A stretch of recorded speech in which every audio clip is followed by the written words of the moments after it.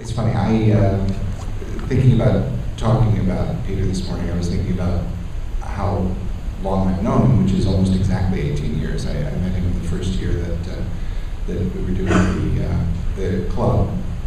And I remember I was envious.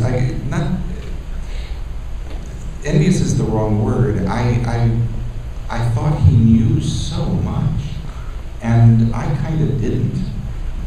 And it has always driven me a little crazy that I'm the guy on the radio and he had that voice, that gorgeous voice. And I just thought, man, if I sounded like him, I'd be so authoritative. Everything he said. And then to see him in the context of the club, where you guys gave him all this crap all the time, was such a joy. And I would listen to him talking, and he'd use all that gravitas that he had, and he would say something that you would seize on as sexist or something like that, and you'd be off and running with him. And I would sort of stand up here. I remember innumerable occasions where I would be standing on the side and saying something like, "Well, I'm glad I didn't say that." And you guys would laugh, and you'd be on my side, and it was very exciting because he knew more. He just knew more, and it was, it was kind of wonderful to be pals with him. My relationship with him is almost entirely in this club. I saw him very rarely outside of it, except at screenings. He always sat in the back at screenings. I always sat in the middle, so we didn't sit together or anything like that, or kibitz. And in Washington, everybody kibitzes at screenings. And then afterwards, we'd talk, and I realized that we'd seen completely different films. Our take on things was completely different, and that frequently he had seen so much more than I had, and he had the good grace usually to make me feel as if my contributions were worthwhile. I never saw them show up in anything he wrote, whereas you guys have frequently shown up in things I've written. And so is he. Often he made me focus on the technical aspects of film,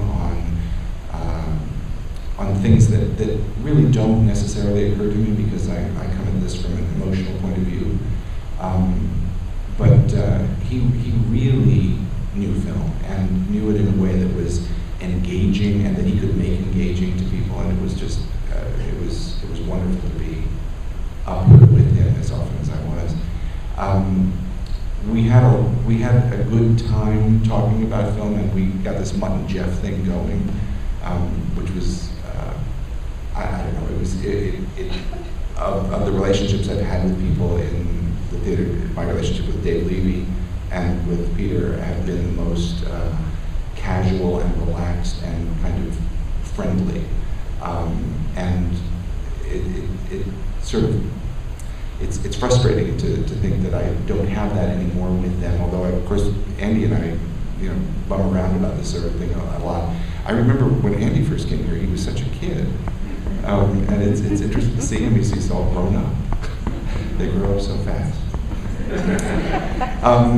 But anyway, I'm going to introduce a tribute that I haven't seen that I'm really looking forward to, that Walt and Andy have put together. People talking, most of whom couldn't be here today, true? Yeah.